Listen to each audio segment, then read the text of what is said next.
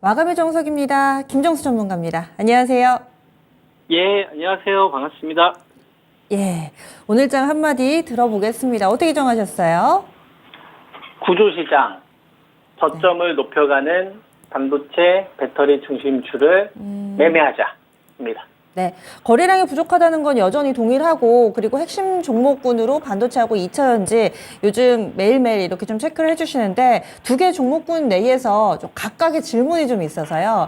일단 첫 번째로 오늘 반도체 전체적으로 TSMC 때문에 많이 밀려서 괜찮나? 이거 첫 번째로 궁금하고요. 그리고 2차전지가 요즘 들어서 왜 후반에 이렇게 좀 들썩들썩 하는지, 의미 있는 수급인지, 그리고 바닥 시그널로 어떤 분들은 또 많이들 보시던데 2차 전지 바닥은 언제쯤 올지 여기에 대해서 좀 의견 함께 좀 나눠주시면 좋을 것 같아요. 네, 첫 번째가 TSMC에 대한 의견을 드리면 될 것 같고요. 그 다음에 두 번째가 배터리에 대한 이제 바텀 형성 가능성에 대한 부분에 대한 제 의견을 물어보시는 거잖아요. 요거를 답변을 좀 드리겠습니다.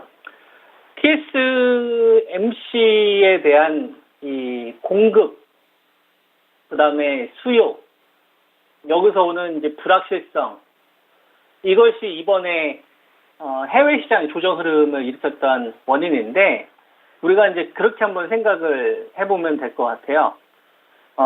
TSMC가 파운드리 업체잖아요. 위탁 생산하는. 그죠?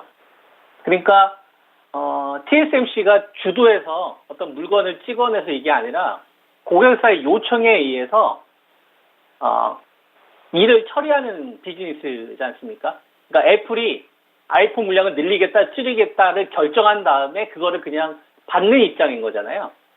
그죠? 삼성전자가 메모리 반도체를 증가할 거냐, 감산할 거냐, 이거는 주도권을 가져서 결정을 하는 거고. 그러니까 앞으로 산업을 이제 메모리 반도체 가격을 이제 올려야겠는데, 그럼 삼성전자가 결정할 수 있는 위치에 있는 거예요. 아이폰이, 나 앞으로 아이폰 가격 그냥 10만 원 올릴 건데, 소비자들이, 선택할 수 있는 건 그 다음이고, 나 매출 요번에 올릴 거야. 판매량은 좀 줄이더라도 가격을 올려서 매출을 높일 거야. 그러면 애플이 결정하면 그렇게 가는 거예요. 근데 TSMC는 달라요. TSMC는 우리가 파운드리 업체에서 넘버원으로 있기는 하지만, 자기들이 결정하는 위치가 아니라, 엔비디아가 요거 생산 좀 해줘. 애플이 요거 좀 생산 좀 해줘. 알았어. 근데 우리가 좀 바빠. 조금 늦게 해주면 안 될까? 기간 정도를 조절을 해줄 수 있는 거죠. 그래서 우리가 TSMC에서 발생되는 이 불확실성은 여러분들이 이렇게 생각하시면 됩니다. 그냥, 재밌는 뉴스구나. 그냥 재밌네? 그리고 넘어가면 돼요, 여러분. 주식 투자 반도체에 관련된 전략 세웠는데, 0.0000001도 아무런 의미 없는 뉴스예요. 무슨 말인지 이해되시죠, 여러분? 그냥 웃으세요. 그냥 웃으시고, 그거 생각하지 말고, 뭘 보면 되냐면, 엔비디아 있잖아요, 엔비디아. 그 다음에 테슬라, 요 AI 칩. 이 수요가 진짜냐? 이게 한 100배는 더 중요해요. 100배는 더 중요하고, 그 다음에 두 번째 뭐가 있냐면 삼성전자하고 SK하이닉스하고 마이크론 테크놀로지하고 감산을 했는데, 그죠? 그리고 나서 이제 반도체 가격을 10% 올릴 거야, 20% 올릴 거야, 아니면 30% 올릴 거야, 아니면 지금 그대로 갈 거야. 이게 훨씬 더 중요한 부분이라고 보시면 됩니다. 이해되셨죠? 그래서 좀 직설적으로 얘기하는 거예요. 그냥 웃으시라고. 재밌는 애들이구나. 그렇게 쓰시고, 그래? 그러면, 현재 시장에 대해서 내가 전략을 세울 때, 우리가 어떻게 전략을 세우냐면, 그거보다는 엔비디아나 테슬라의 이 수요가 진짜냐가 더 중요하고, 반도체 감산과 관련된 부분이 더 중요하다라고 생각을 하면, 우리는 뭐에 포인트를 주면 되겠어요? 반도체 쪽에서 이 적정 밸류를 유지하면서 갈 것이냐, 아니면 말 것이냐, 요것만 우리가 알면 되는 거죠. 그죠? 그래서 저는 그 기사 별로 신경 쓰지도 않고 있고 중요하다고 보지도 않아요. 그냥 한 30초 읽었나? 그런 기사 나오길래 그거 안 봤고 그냥 삼성전자하고 SK하이닉스하고 이쪽 얘네들 이격 주는지 봤었고, 그 다음에 자금이 더 붙는지밖에 안 봤어요. 이게 돈 버는데 이게 더 중요하거든요. 그래서 오늘 종합주가지수 2574.72 정도 마무리됐는데, 요건 이렇게 생각하시면 될 것 같아요. 이렇게 해가지고 추세를 그어요. 이렇게 추세를 딱 긋고 저점을 높이고 있잖아요. 지수가. 그죠? 고점을 못 높이고 있잖아요.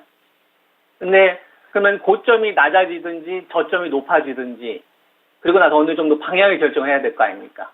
그죠? 만약에 시장이 상방 쪽에 대한 무게를 둔다. 그러면은 시장은 어떻게 되겠어요? 저점을 높여가겠죠. 그 다음에 고점을 높여가겠죠. 고점을 높여가기 전에 뭐가 있어야 됩니까? 저점을 높여가야 되겠죠. 무슨 말인지 이해됩니까? 그러니까 저점을 높여가고 있는 반도체만 하면 되겠구나라고 생각하면 되는 거예요. 자, 삼성전자 저점을 높여가고 있는지 보세요. 높여가고 있죠. 계속 높여가고 있어요. 그죠? 65,000원대 여기서 삼성전자 반도체 감산 발표했고 지금 감산 더 이상 진행하지 않는다고 했어요. 그 다음에 공장 가동률 어느 정도 회복이 된다고 했고, 그죠? 그리고 나서 지금 요 장대 양봉은 누구 때문에 만든 거예요? 엔비디아 때문에 만든 겁니다. TSMC 때문에 만든 거 아니에요, 여러분. 엔비디아로 만든 거예요. 엔비디아가 훨씬 더 중요한 겁니다. 요거 살아있어요, 안 살아있어요? 살아있죠? 그러니까 7만 원 밑으로 떨어지면 어떻게 한다고 했죠? 사면 되는 겁니다. 아시겠죠? 쉽네요. 자, 그 다음 삼성전자하고 SK하이닉스 보세요. 자, 하이닉스도 우리가 선을 그었어요. 어디다 그었죠? 11만원에다 그었어요. 그 다음에 105,000원. 자, 저점과 저점이 높아지는지 보는 거예요. 저점과 저점이 계속 높아지네요. 그죠? 만약에 105,000원 높인다고 하더라도 우리가 작년도 11월달하고 1월달 고점 위에 있는 거 아닙니까? 그럼 매수하면 되는 거죠.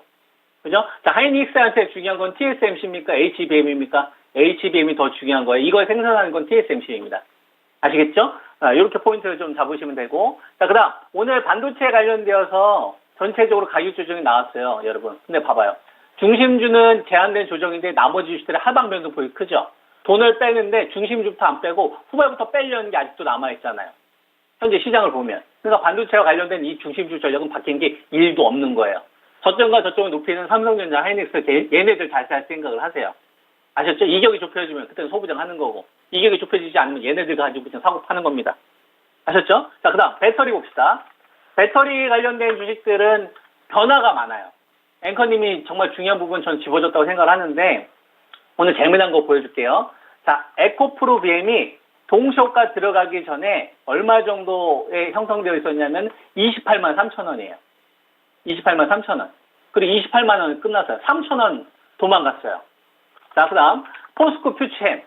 자, 포스코 퓨처엠은 동시효과 들어가기 전에 41만 5,500원이었어요.